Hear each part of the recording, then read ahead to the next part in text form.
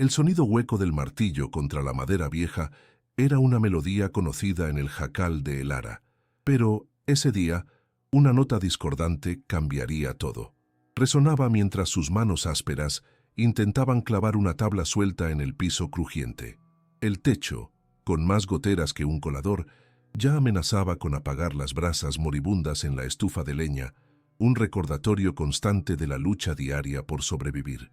En un movimiento brusco, la herramienta resbaló, golpeando con un impacto seco e inesperado contra algo duro, escondido bajo la tabla. No era madera, ni tierra. Curiosa y con el corazón a mil, El Ara retiró la tabla, revelando un pedazo de tierra húmeda. Sus dedos, callosos y cansados, comenzaron a cavar, la humedad pegándose en sus uñas. En segundos, tocaron algo frío, inerte, metálico. La forma sugería un secreto. No era una piedra, era una caja de metal corroída, con cicatrices de óxido cubriendo cada centímetro, oculta bajo el piso como un secreto olvidado. El Ara respiró hondo, el olor a mojo y tierra vieja llenando sus fosas nasales mientras la sacaba.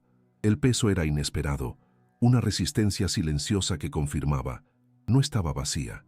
Su jacal, una estructura que gemía con madera podrida y adobe desmoronado, albergaba más que simples recuerdos.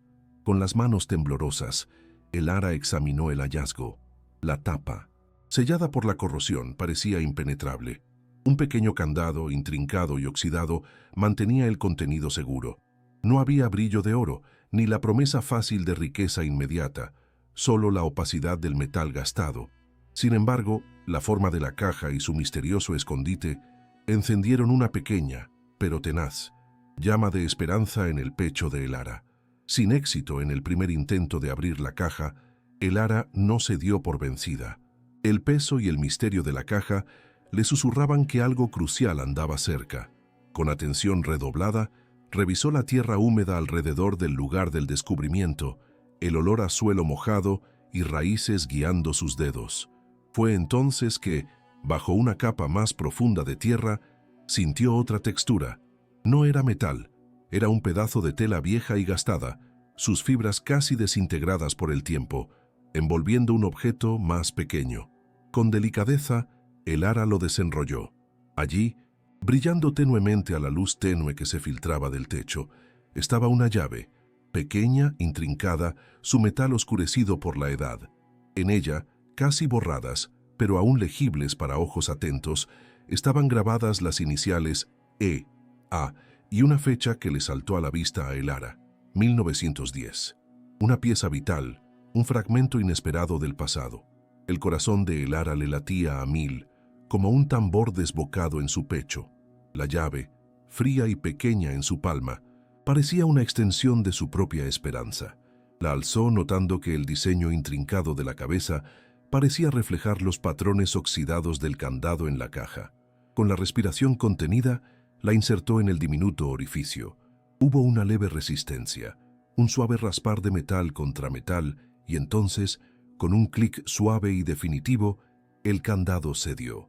El sonido fue un susurro, casi inaudible, pero para El Ara resonó como un trueno.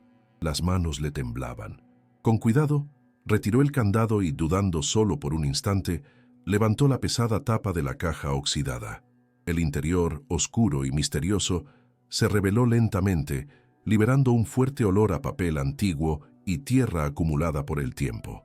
Dentro de la caja no había el brillo prometido de monedas de oro o el destello de joyas ancestrales, los típicos sueños de tesoros escondidos.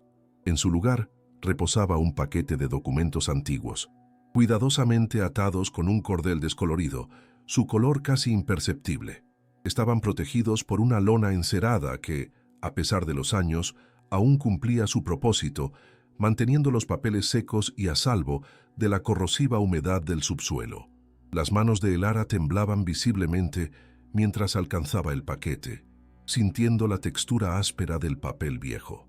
Con la delicadeza de quien toca un vestigio sagrado del pasado, desdobló el primer documento.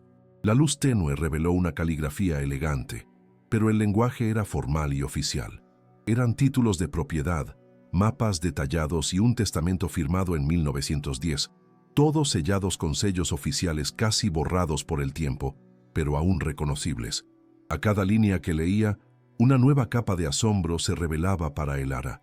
En un español claro y formal, los documentos desvelaban una narrativa que trascendía por mucho el valor de cualquier oro.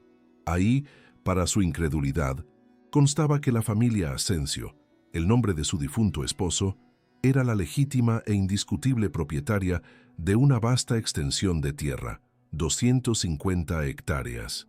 Aquello incluía no solo el jacal decrépito donde ella vivía, sino también todas las tierras fértiles que el despiadado don Ricardo codiciaba con tanta avaricia. No era riqueza en monedas relucientes, sino en suelo, en legado, en potencial. Era una fortuna intangible que podría alimentar a generaciones, un patrimonio que valía más que cualquier tesoro. Elara releyó las palabras, los ojos empañados, pero ahora no de tristeza, sino de una mezcla vertiginosa de asombro y terror. La inmensa riqueza que sostenía en sus manos no era solo una promesa de futuro para sus hijos, era, sobre todo, una sentencia de peligro mortal. Don Ricardo, el despiadado terrateniente que ya había amenazado su hogar, no dudaría en usar cualquier medio para robar esa herencia. Esos papeles, antes silenciosos bajo el piso, ahora gritaban una verdad que podría costarle la vida. Con cada palabra sobre las 250 hectáreas, el corazón de Elara latía más fuerte, no solo de esperanza, sino de un miedo helado. Tenía el futuro, pero también se había convertido en un blanco. Ese secreto, ahora revelado, era un arma de doble filo, salvación y destrucción. Pero ¿cómo llegamos a este punto crucial? ¿Cómo Elara, una viuda humilde y madre soltera, rodeada por la pobreza y las amenazas de un hombre poderoso, llegó a este descubrimiento monumental? ¿Qué la llevó a excavar bajo el piso de su jacal que se caía a pedazos para desenterrar la verdad? La respuesta está tejida en las fibras de una vida de lucha, en la terquedad de un espíritu indomable y en una leyenda antigua que resonaba por los campos. Es la historia de cómo la desesperanza puede encender la llama del coraje y de cómo un secreto guardado por generaciones, en medio del polvo y el olvido, esperaba el momento justo para ser revelado. Es la jornada que transformó una vida de escasez en un legado inmortal. El polvo amarillento se levantaba en pequeñas nubes con cada paso pesado de Elara, marcando el suelo seco de la zona rural años antes de aquella noche fatídica.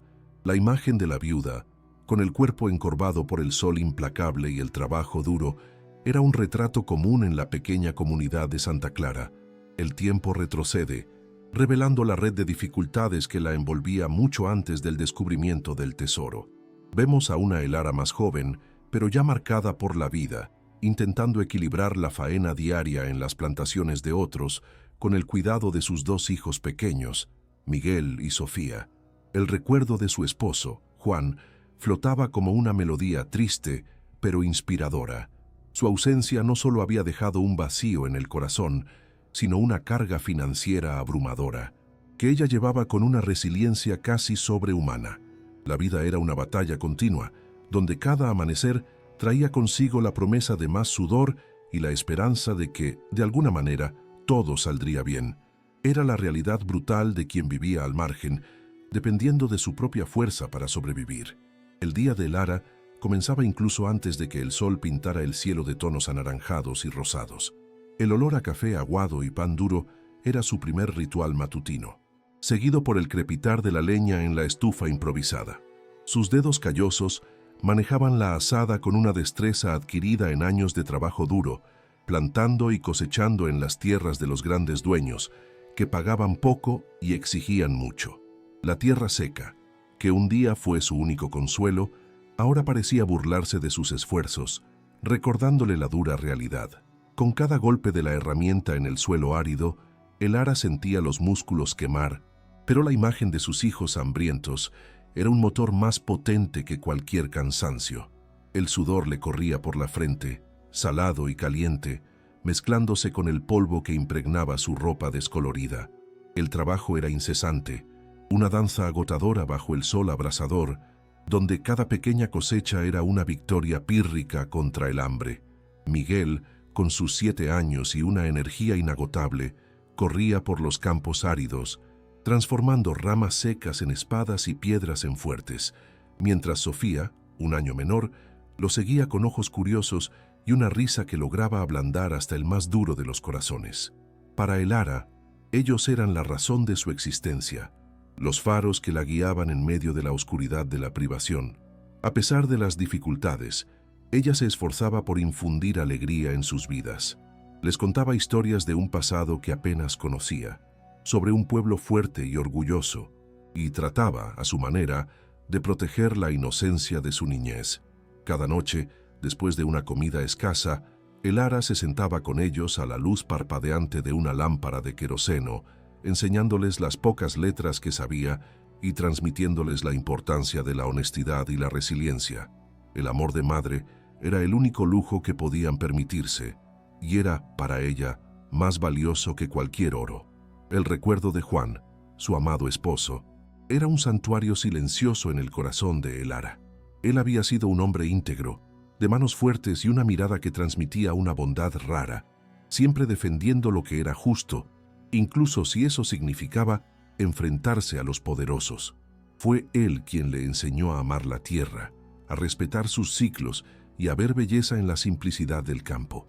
La muerte prematura de Juan, en un accidente de trabajo en la mina del patrón, había dejado a Elara con un dolor que nunca cicatrizaba por completo y con la responsabilidad de mantener a la familia sola. Ella se acordaba de sus promesas de un futuro mejor, de cómo él soñaba con comprar un pedazo de tierra para ellos, donde pudieran plantar su propia comida y vivir en paz. Ese recuerdo, al mismo tiempo, era un tormento y un combustible, impulsándola a luchar por aquello que él tanto deseaba para ellos. Incluso con la rutina extenuante y la ausencia de Juan, Elara nunca permitió que la desesperación la consumiera por completo. Había momentos de desánimo, claro, cuando el sol parecía más ardiente, el hambre más aguda y el peso del mundo abrumador. Pero entonces bastaba una sonrisa de Miguel o un abrazo apretado de Sofía para reavivar la llama de la esperanza en su pecho. Ella creía firmemente que, en algún lugar, había una oportunidad para ellos, una brecha en la cortina de polvo y miseria. Sus ojos, que tanto habían visto de tristeza, mantenían un brillo de terquedad, una promesa silenciosa de que no se rendiría. Elara sabía que la vida en el campo era implacable, pero ella también era, a su manera, implacable. Esa resiliencia, forjada en años de privación, era la armadura que la protegía y la impulsaba hacia adelante, día tras día, en busca de un futuro que parecía siempre inalcanzable, pero nunca imposible. En contraste con la vida de lucha y sencillez de Elara, reinaba con mano de hierro en la región la figura de don Ricardo, un terrateniente despiadado y voraz. Su propiedad, que se extendía por incontables hectáreas, era un oasis de lujo y poder en medio de la aridez del campo, un reflejo del brutal contraste que marcaba la vida local. Don Ricardo era un hombre de semblante severo, con ojos pequeños y astutos, que siempre parecían calcular la próxima adquisición o la siguiente ventaja a explotar.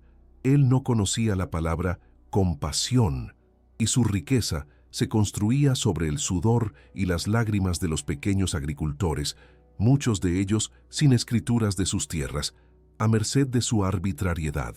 Su presencia era como una sombra pesada sobre Santa Clara, y cada murmullo sobre sus actos venía acompañado de una mezcla de miedo y resignación. Él era el lobo que acechaba a los corderos, esperando el momento justo para atacar. La opresión de don Ricardo sobre la comunidad de Santa Clara era sistémica, infiltrada en cada aspecto de la vida local.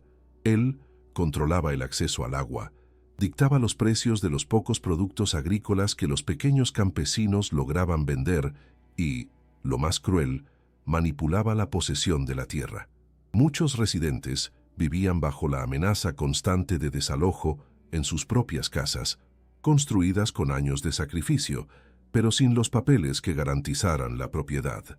Sus matones, hombres rudos y armados, patrullaban los límites, esparciendo el terror y asegurando que ninguna voz se levantara contra los deseos del patrón. El miedo era una herramienta poderosa en sus manos, y pocos se atrevían a cuestionar su poder. La justicia, para la gente sencilla, parecía un concepto distante, algo que existía solo en los libros y no en la brutal realidad impuesta por el terrateniente. La esperanza era un lujo que pocos podían permitirse. La familia de Elara, como muchas otras, ya había sentido el peso de la avaricia de don Ricardo en el pasado. Años antes, él intentó obligar a Juan a vender el pequeño pedazo de tierra donde estaba la casa familiar, alegando viejas deudas y documentos dudosos. Juan, con su integridad inquebrantable, había resistido valientemente, enfrentando al terrateniente con la única arma que poseía, la verdad y la persistencia. Aquel enfrentamiento encendió una chispa de enemistad entre ellos, una disputa que don Ricardo jamás olvidó. Él veía la resistencia de Juan como un desafío personal a su autoridad, y la muerte del campesino no alivió su rencor, solo lo pospuso. La casa sencilla de Elara, ahora, parecía un punto irritante en su vasto dominio, una pequeña mancha de desafío que él, tarde o temprano, planeaba borrar. La amenaza planeaba silenciosamente sobre ella, un presagio de que lo peor estaba por venir. La presión sobre Elara aumentó exponencialmente cuando, en una mañana nublada, uno de los matones de don Ricardo, un hombre corpulento de mirada fría conocido como José el Grande, le entregó un aviso de desalojo. El documento, firmado y sellado, alegaba deudas financieras pendientes y la necesidad de expansión de las tierras del terrateniente. Elara leyó la letra pequeña con las manos temblándole. La sangre se le heló en las venas. Su pequeña casa, el único refugio seguro para sus hijos, estaba a punto de serle arrebatada. No había a dónde ir, nadie a quien recurrir.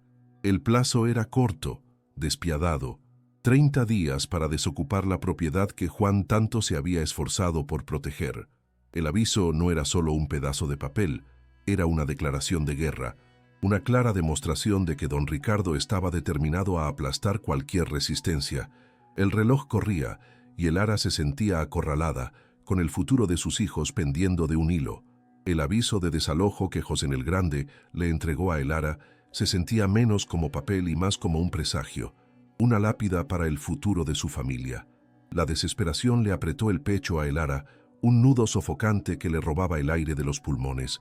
Ella pasó la noche en vela, su mente un torbellino de escenarios catastróficos, cada uno más sombrío que el anterior. Intentó formular planes.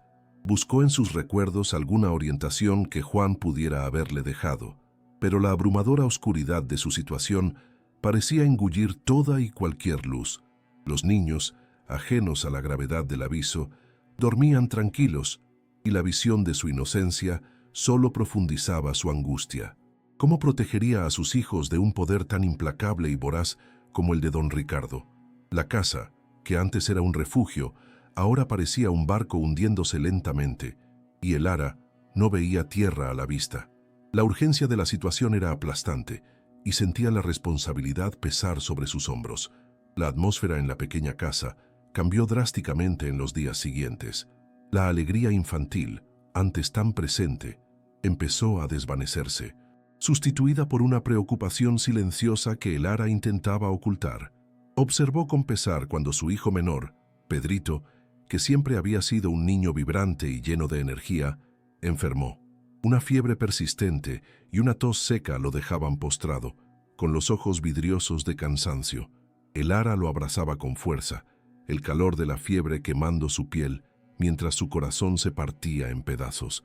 La enfermedad de Pedrito no era solo un problema de salud, era un reflejo directo de la angustia que los rodeaba, de la precariedad en la que vivían. Los pocos recursos que poseían se consumirían rápidamente con medicamentos y consultas, y la inminencia del desalojo hacía la situación aún más crítica. La fragilidad de sus hijos era un recordatorio constante de su propia vulnerabilidad ante la crueldad del destino. Con el tiempo agotándose y su hijo enfermo, Elara buscó ayuda desesperadamente y se le vio tocar puerta por puerta. Intentó con los vecinos, muchos de ellos también bajo el yugo de don Ricardo, encontrando solo miradas de compasión, pero impotentes.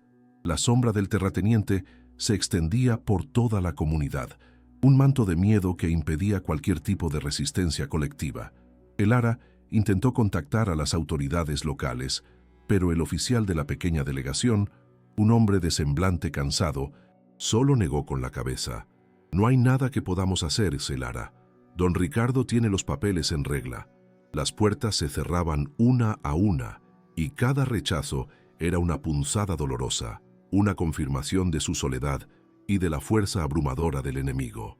La justicia parecía ser un lujo que su familia no podía pagar, y la opresión de don Ricardo, una fuerza contra la cual nadie se atrevía a luchar.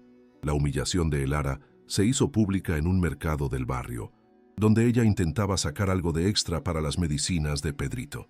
El grande José, con un par de sus matones, se le acercó con una sonrisa de hiena. «Todavía por aquí, Elara. El tiempo se te está acabando, ¿sabes?».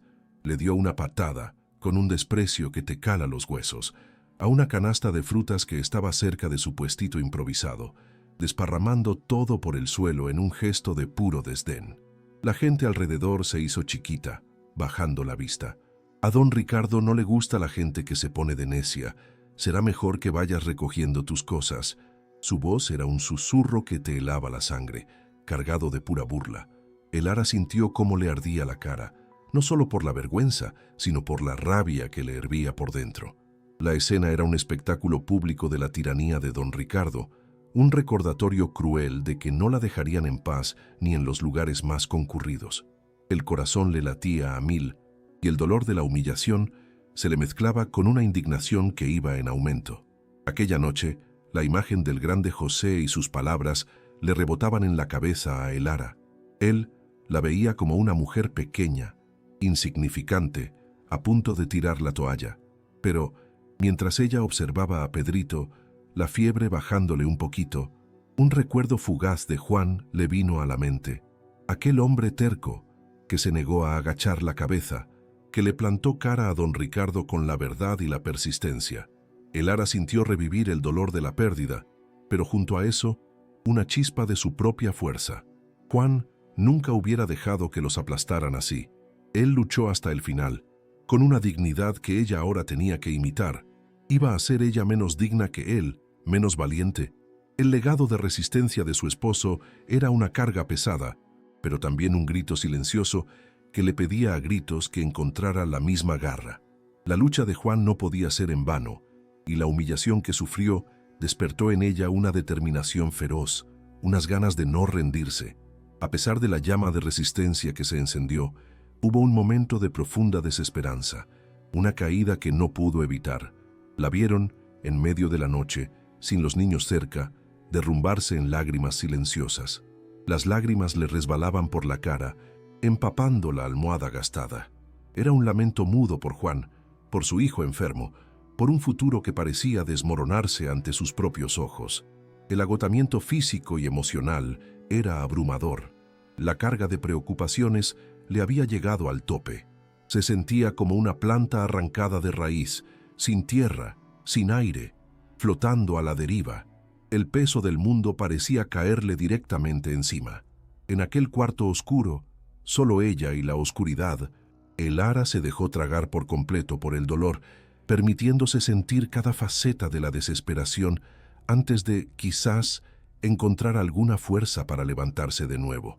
Su llanto era el sonido de la derrota, pero también el preludio de una posible resurrección de la voluntad.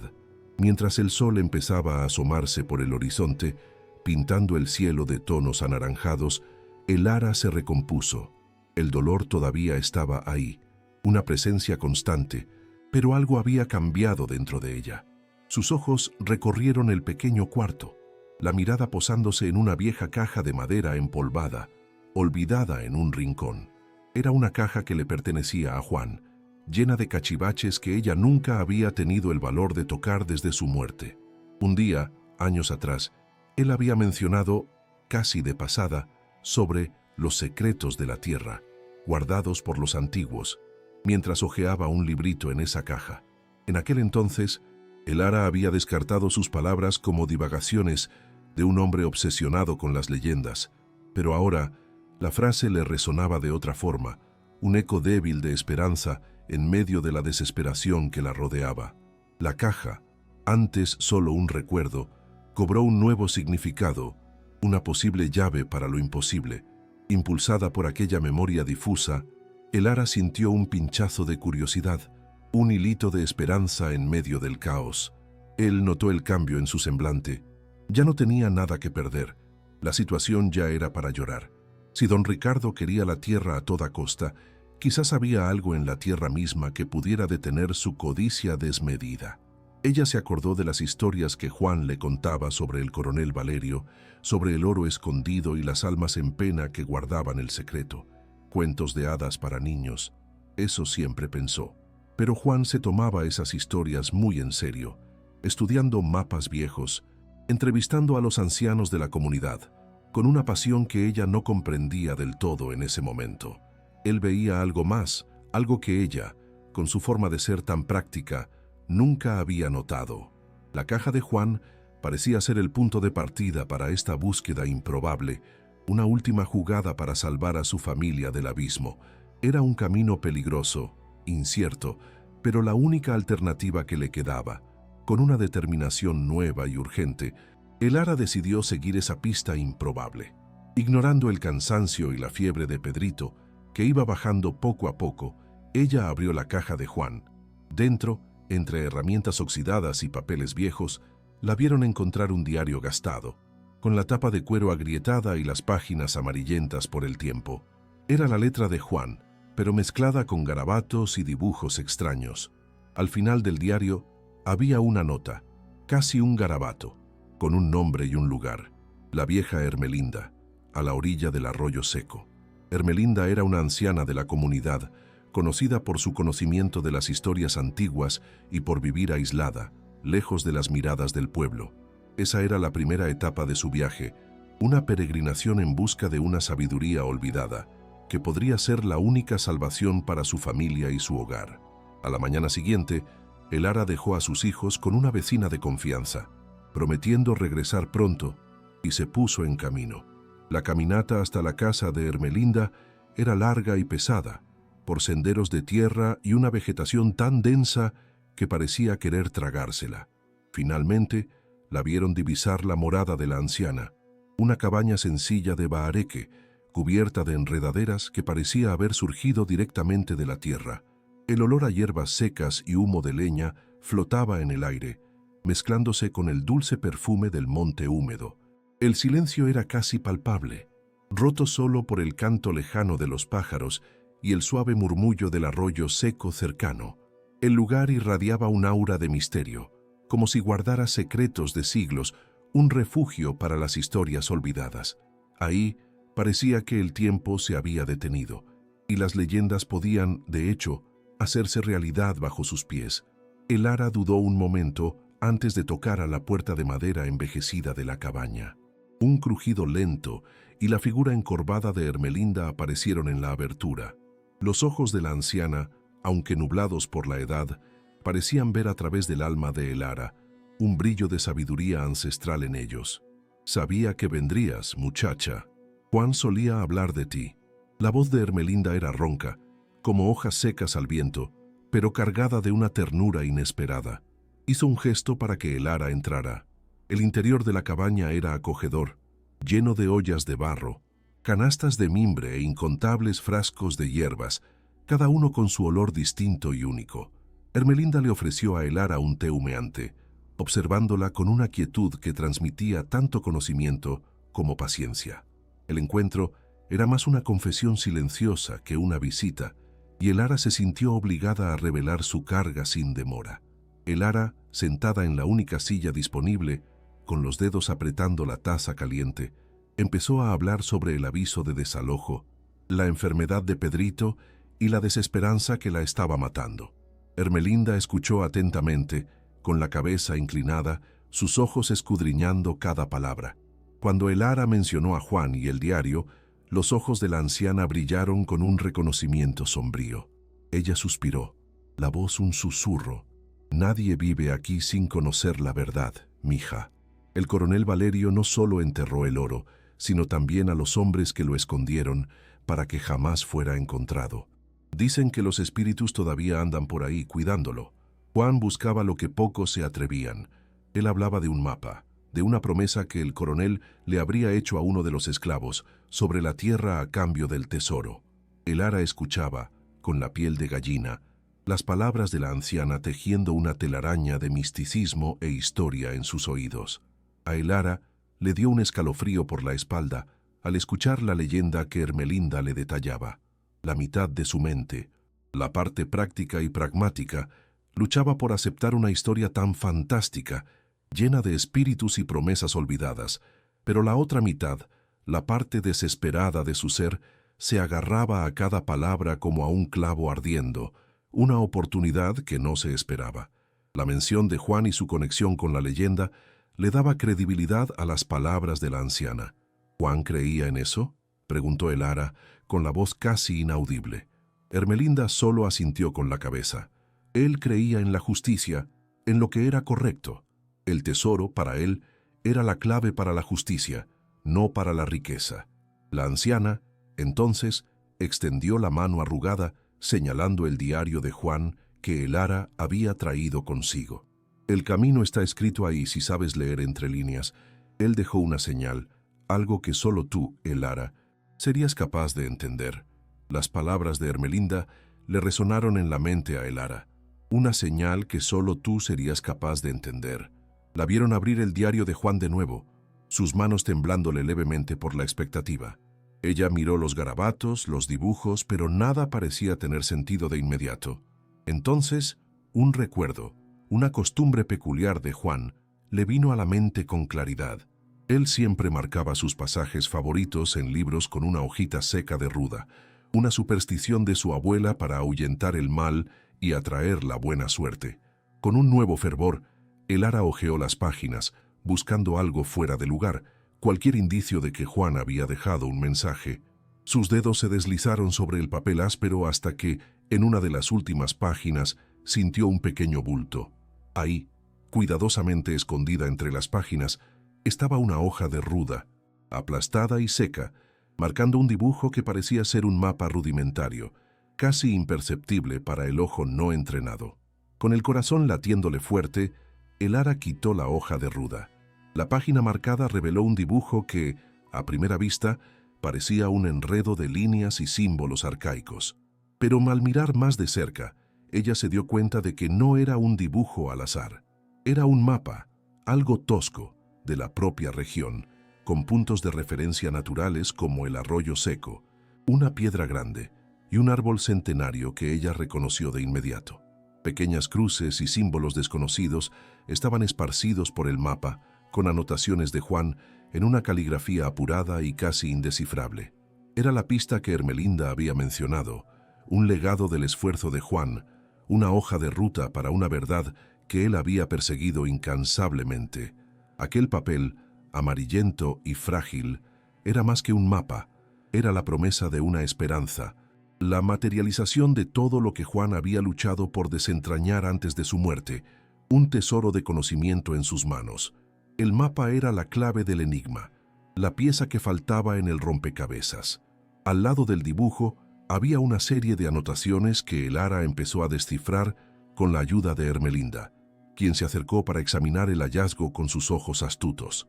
Él hablaba de pasos del sol y de sombras que apuntan el camino, dijo la anciana, reconociendo algunos de los códigos de Juan, una lengua secreta entre ellos.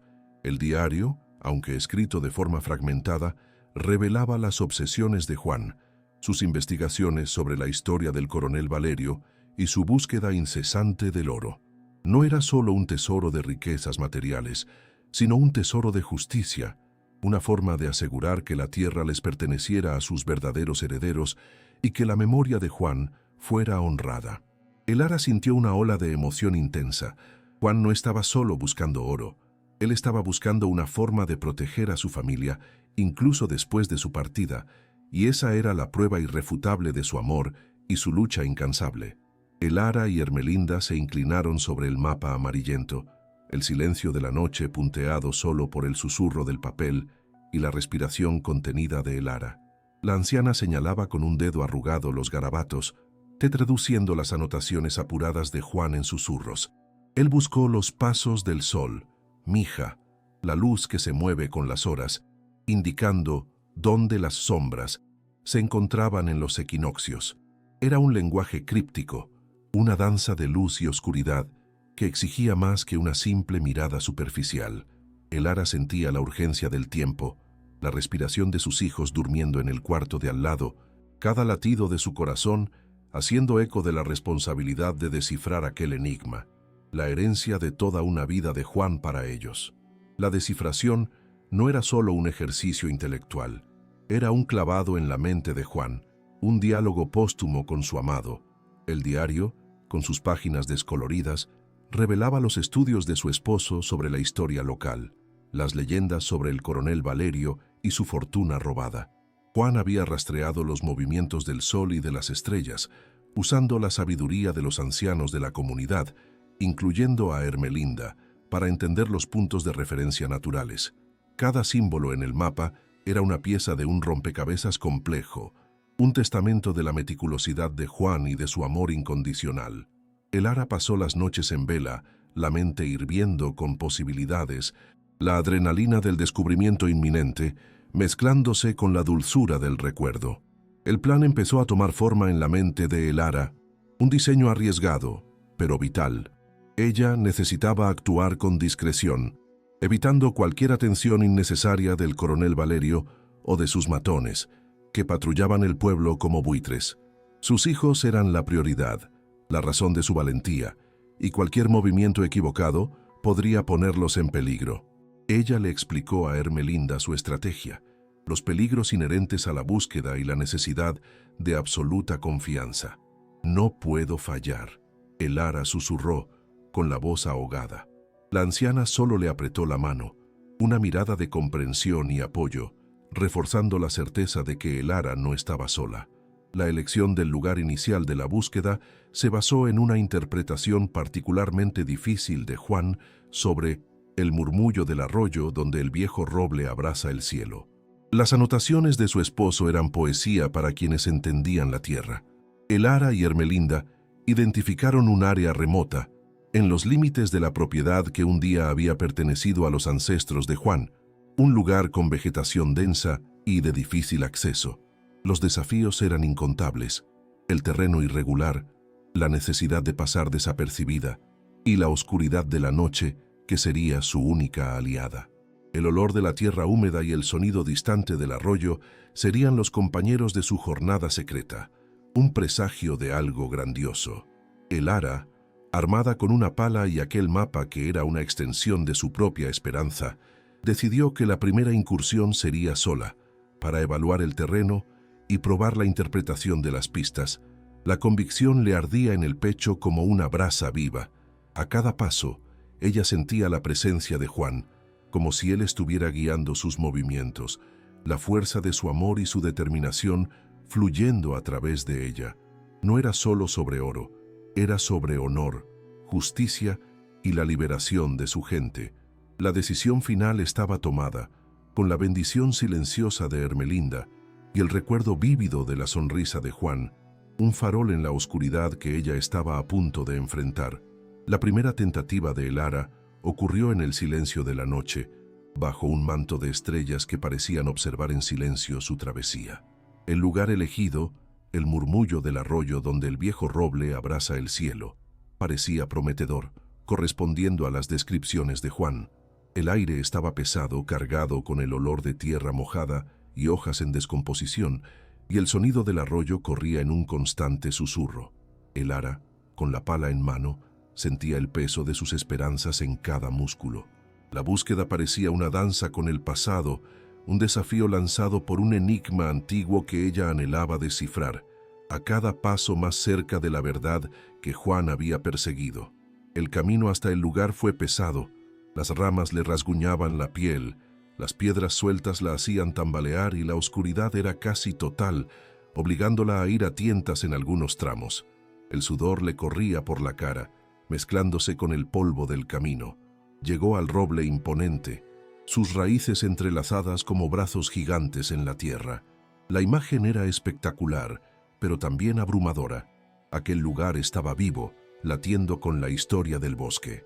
Elara sintió un escalofrío, una mezcla de fascinación y miedo.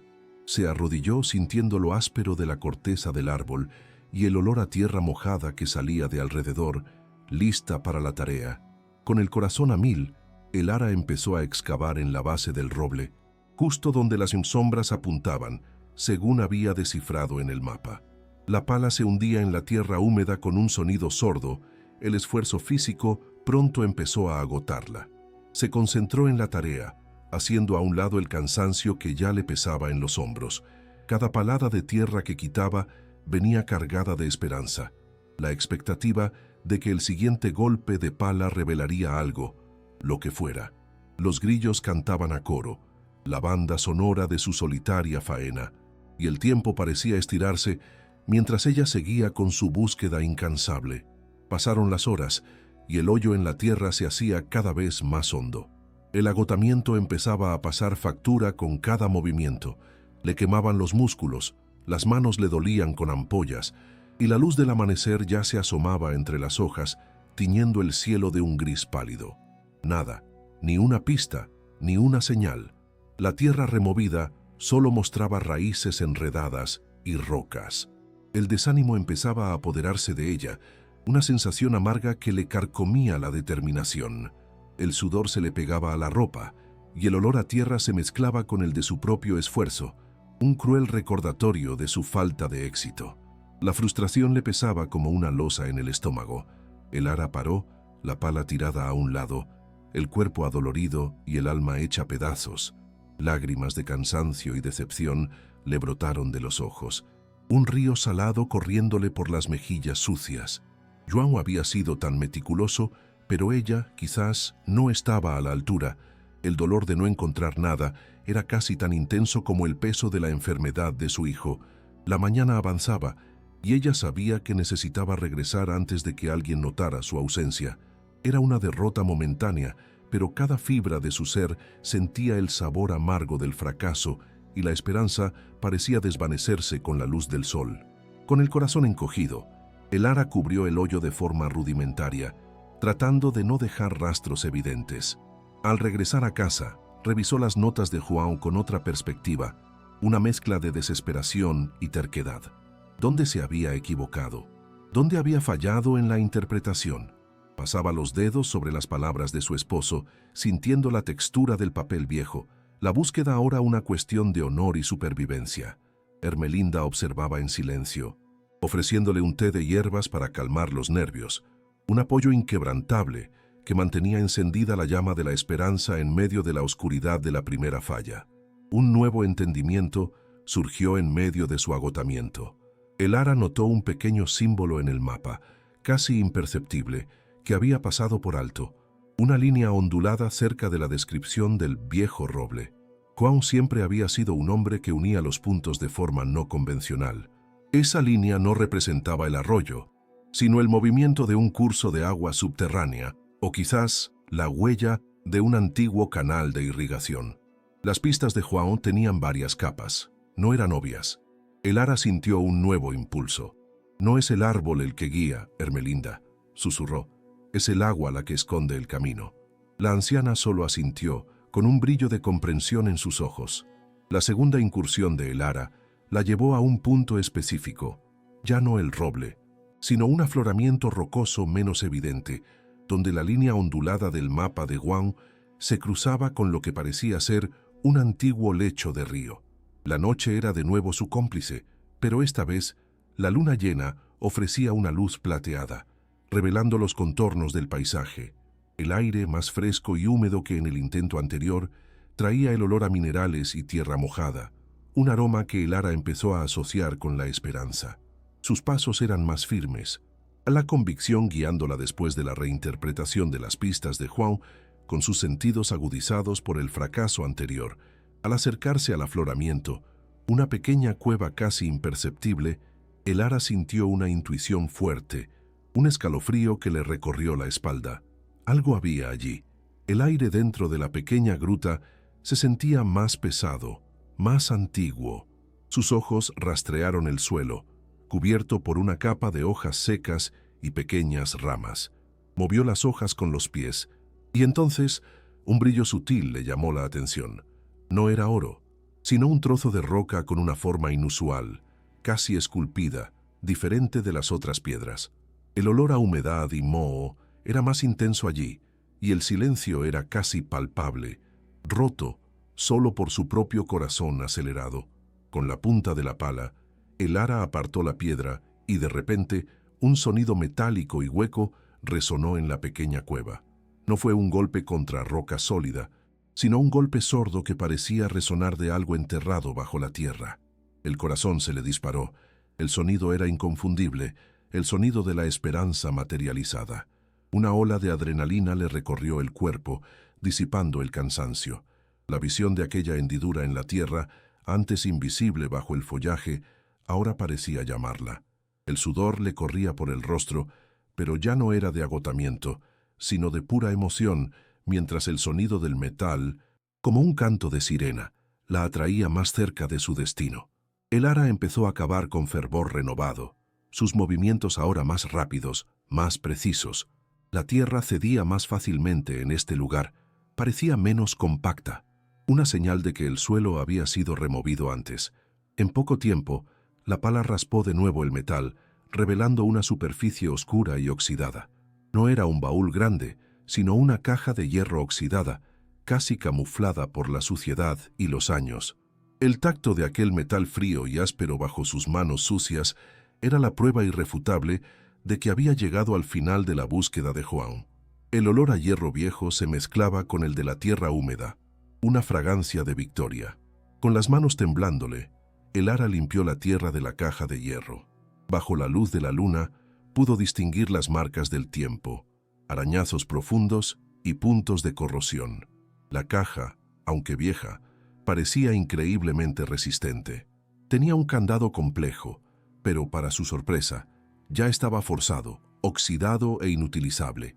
Alguien, quizás el propio João, o a quien él había buscado, ya había accedido a la caja, o quizás había intentado protegerla. Una mezcla de alivio y aprensión se apoderó de ella. ¿Qué habría dentro? Las preguntas se agolpaban en su mente mientras sus ojos se fijaban en la tapa envejecida, la expectativa creciendo con cada latido de su corazón. El ara respiró hondo, el aire fresco y húmedo llenando sus pulmones, y con un último esfuerzo, levantó la pesada tapa de la caja de hierro. Un chirrido agudo rompió el silencio de la noche, un sonido que parecía resonar por siglos. El olor que emanó de la caja era distinto, una mezcla de moho, metal y algo más, algo dulce y terroso, como papel antiguo. Se le abrieron los ojos. Dentro, bajo una capa de tela mohosa, no solo yacía un tesoro de oro, sino también documentos enrollados y una pequeña bolsa de cuero. El tacto de la superficie de los objetos era frío y empolvado, la materialización de su sacrificio y su persistencia.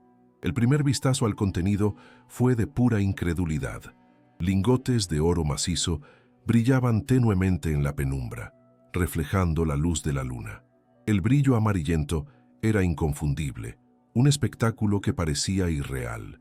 Pero no era solo oro, también había joyas antiguas, piedras preciosas que brillaban con colores profundos y una cantidad considerable de monedas de oro, algunas con escudos antiguos. El valor era incalculable, mucho más allá de cualquier cosa que el ara pudiera haber imaginado. Aquella fortuna era más que dinero, era la promesa de una nueva vida, la salvación de sus hijos y la justicia que Juan tanto buscó. El ara sintió una oleada abrumadora de emoción. Lágrimas silenciosas rodaron por su rostro, esta vez de alivio y de una profunda gratitud. La búsqueda de Juan no había sido en vano, su sacrificio, su perseverancia, todo aquello había culminado en este momento. Tocó el oro con los dedos, sintiendo su peso y su frialdad, una confirmación tangible de que la justicia, finalmente, estaba a su alcance. Aquel tesoro no representaba solo riqueza, sino la victoria sobre la opresión, el legado inmortal de un hombre que luchó por su familia y su tierra. Era el punto final de una jornada y el inicio de un nuevo capítulo para el ara y su comunidad. Además del oro y las joyas, la caja reveló una pila de documentos amarillentos, cuidadosamente guardados en una bolsa de cuero. Eran escrituras de tierras, contratos de compraventa con firmas del coronel Valerio y de varios vecinos antiguos, incluyendo el abuelo de Juan. Más importante aún, había un testamento y cartas que detallaban las extorsiones, apropiación indebida de tierras y amenazas que el coronel había impuesto a lo largo de los años. Este no era solo un tesoro financiero, sino un tesoro de evidencias, el arma legal que necesitaban para desenmascarar la tiranía del coronel Valerio. El olor a papel viejo y a tinta descolorida impregnaba el aire. Las escrituras eran la prueba irrefutable de la ilegitimidad de la propiedad del coronel Valerio, revelando los verdaderos orígenes de la fortuna. Juan, en sus investigaciones, había encontrado y guardado estos documentos, sabiendo que eran la clave para la liberación de la comunidad. Las cartas, algunas con amenazas veladas, otras con confesiones involuntarias, eran un retrato sombrío de la crueldad del coronel. Elara sintió una mezcla de rabia y determinación.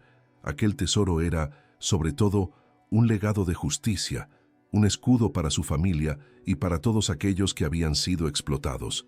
Era el peso de la historia en sus manos, y ella sentía que podía finalmente respirar. Elara comprendió el peso de ese momento. No era solo la riqueza material, sino la capacidad de cambiar el destino de toda una comunidad. La responsabilidad era inmensa, pero la determinación era aún mayor. Sus ojos, antes nublados por el cansancio, ahora brillaban con una nueva fuerza. Sabía que la lucha aún no había terminado, que la parte más peligrosa estaba por venir, confrontar al coronel Valerio con las pruebas, pero con aquel tesoro, y, más importante, con los documentos, ella sentía que tenía la ventaja. El viento susurraba entre las hojas y el olor del bosque parecía infundirle coraje para el desafío que se acercaba. Cuando Elara estaba a punto de cerrar la caja, un crujido seco proveniente de la maleza cercana la sobresaltó, una rama rompiéndose. No era el viento, el sonido fue claro, abrupto, y la dejó helada. Un escalofrío helado le recorrió la espalda.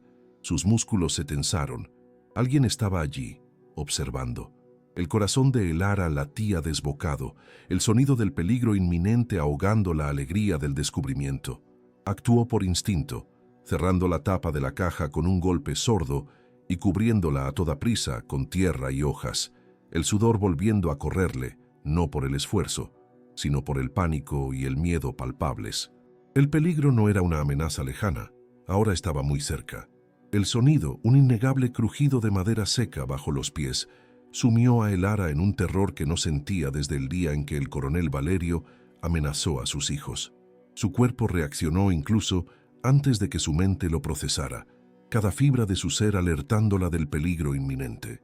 Se quedó helada, los ojos desorbitados, el corazón latiéndole a un ritmo frenético contra las costillas, ensordecedor en el silencio opresor de la maleza nocturna. La euforia del descubrimiento se desvaneció como humo, reemplazada por un miedo frío y paralizante. Se agachó instintivamente, tratando de mezclarse con las sombras, el baúl recién enterrado bajo sus dedos, su último refugio. El olor a tierra húmeda y hojas secas parecía amplificado por la tensión. ¿Qué pasaría si fuera el coronel? La mataría allí mismo, sin dudar, para robarle lo que era, por derecho, suyo. Tenía la respiración atascada en la garganta. Cada segundo se estiraba hasta la eternidad. La silueta corpulenta e inconfundible del coronel Valerio emergió de la oscuridad, seguido por dos matones armados, sus linternas cortando la penumbra del bosque como ojos hambrientos. Una sonrisa cruel y astuta se dibujó en sus labios, la luz parpadeante resaltando los rasgos de su rostro endurecido. Así que la pequeña Elara encontró un juguetito, pronunció, con voz ronca y cargada de burla, sus pasos pesados aplastando las hojas secas con un sonido siniestro. Sabía que tarde o temprano alguien vendría a hurgar en esta tierra maldita. Elara sintió un nudo en la garganta, pero se negó a mostrar debilidad. Su mirada se clavó en la suya, desafiante, aunque el temblor en sus manos fuera casi incontrolable. La búsqueda de ellos fue precisa, directa, como si ya supieran dónde estaría. El coronel Valerio se acercó, el cañón de su escopeta apuntando a Elara, no como una amenaza velada, sino como una cruel promesa. ¿Dónde está, víbora? Sé que encontraste algo. Nadie viene a este lugar perdido sin una buena razón. ¿De verdad crees que puedes engañarme? Yo controlo cada centímetro de esta tierra, cada respiración. Tú y tus hijos van a desaparecer sin dejar rastro si no me entregas lo que es mío por derecho. Su risa seca resonó, vacía de cualquier calidez. Este oro me pertenece. Ni se te ocurra subestimarme, Elara. No me tiembla la mano. Dime dónde está, o te juro por lo más sagrado que vas a pagar un precio que ni te imaginas. Un súbito ataque de rabia y desesperación, mezclado con una valentía forjada en la adversidad, se apoderó de Elara. Se irguió lentamente, con los ojos fijos en los de él. Una llama indomable brillaba en su mirada, a pesar del miedo persistente. No es suyo, coronel. Nunca lo ha sido. Usted robó, oprimió, y ahora quiere llevarse lo que otros derramaron sangre para proteger. Pero se acabó. Tengo pruebas, replicó ella, con la voz entrecortada pero firme, resonando en la quietud del monte. Documentos que revelan todo su fraude, todos sus crímenes contra nuestra gente. Oro manchado de sangre. Cree que puede asustarme. Ya no tengo nada que perder. Justo en el instante en que el coronel Valerio se abalanzaba, con el rostro desfigurado por la furia, listo para silenciar a Elara por la fuerza, una voz grave y autoritaria irrumpió de la oscuridad, seguida por un potente haz de luz. «¡Alto ahí, coronel Valerio! Sus amenazas no van a funcionar esta vez». El abogado Matías emergió, imponente, flanqueado por 2 alguaciles y un pequeño grupo de policías. En sus manos, Matías empuñaba una carpeta llena de papeles. «O tenemos una orden judicial y pruebas irrefutables de sus actividades ilícitas y de la verdadera propiedad del coronel Ernesto. Se acabó el juego». La sorpresa y el pavor paralizaron al coronel, sus secuaces desarmados por la presencia de la ley. La expresión del coronel Valerio pasó del odio ciego a un shock profundo, sus ojos buscando por todas partes una fuga improbable. Sus secuaces, antes tan amenazantes, ahora parecían pequeños e insignificantes frente a la autoridad que Matías representaba. El abogado Matías, con la calma de quien sabía tener todas las cartas sobre la mesa, extendió los documentos hacia los oficiales, cada palabra pronunciada con la claridad de un veredicto. «Estos son los documentos del proceso de anulación de la posesión fraudulenta y la comprobación de la herencia legítima, incluyendo el mapa y el diario del coronel Ernesto». La luz de la linterna revelaba las firmas y los sellos oficiales, inobjetables. Con la presentación de los documentos, la verdad, oculta por décadas, salió a la luz con una fuerza arrolladora. Los alguaciles comenzaron a leer las acusaciones, detallando las apropiaciones indebidas, la falsificación de títulos de propiedad y los testimonios ocultos de familias cuyas tierras fueron brutalmente usurpadas por el coronel Valerio. Cada línea leída era un golpe directo a la fachada de respetabilidad que tanto se había esmerado en mantener. El abogado Matías, por su parte, explicaba la legalidad del hallazgo de Elara, la validez de los registros del coronel Ernesto, confirmando que el tesoro y los documentos encontrados en la caja pertenecían legalmente a los descendientes del verdadero propietario, o, en ausencia de estos, a la comunidad que él tanto deseaba proteger. La caída del coronel Valerio fue tan repentina como su ascenso al poder en la región.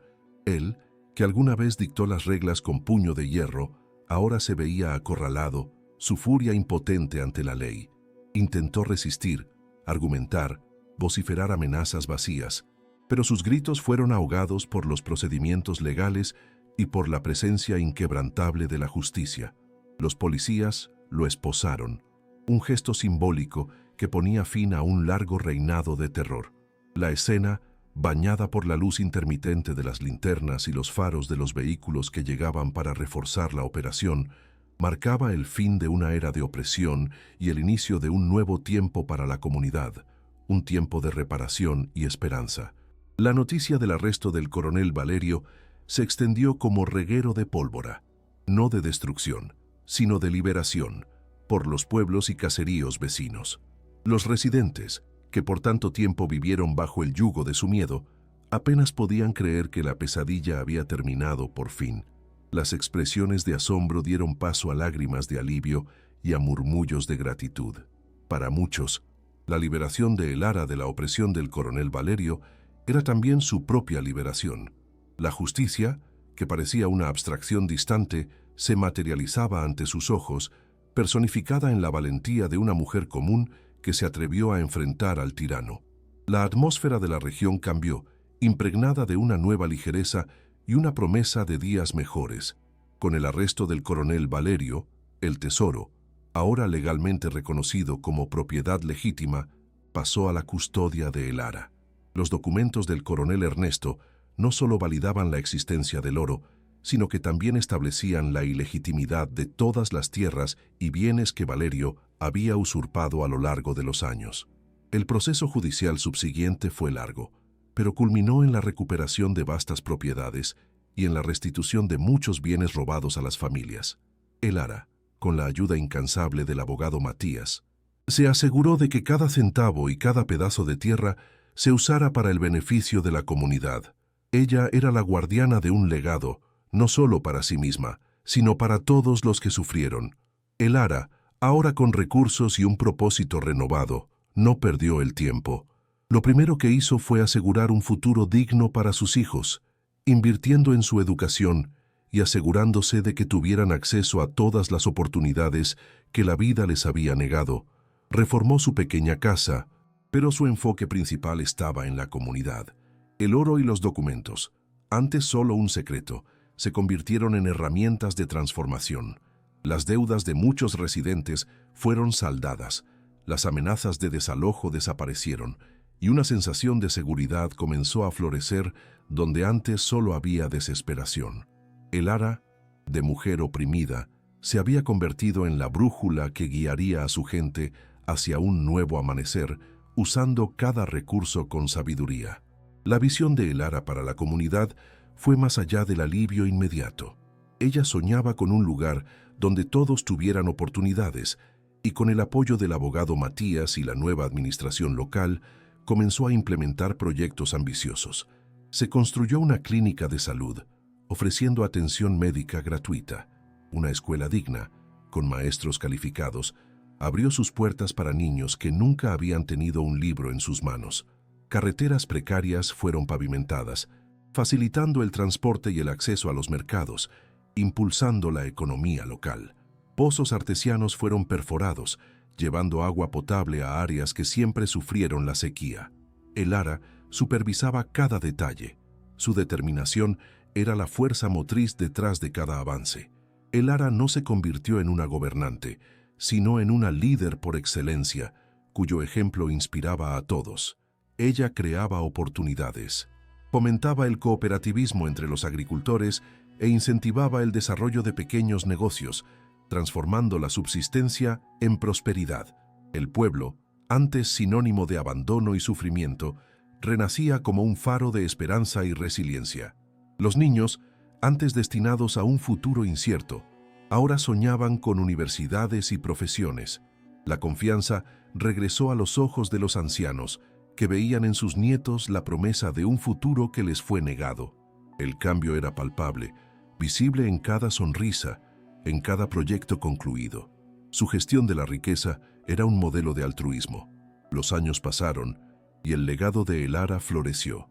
El pequeño pueblo, antes aislado y empobrecido, se transformó en una comunidad próspera y autosostenible.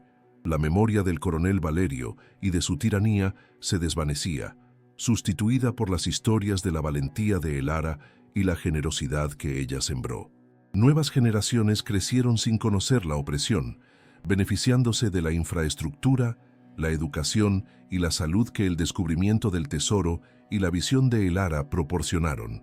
El bosque, testigo de su dolor y de su victoria, continuaba susurrando sus leyendas, pero ahora eran leyendas de esperanza, no de maldición, celebrando la resiliencia humana y el triunfo de la justicia sobre la oscuridad. La historia de Elara no fue solo sobre encontrar un tesoro, fue sobre desenterrar su propia fuerza interior, desafiar la opresión y reescribir el destino de una comunidad entera.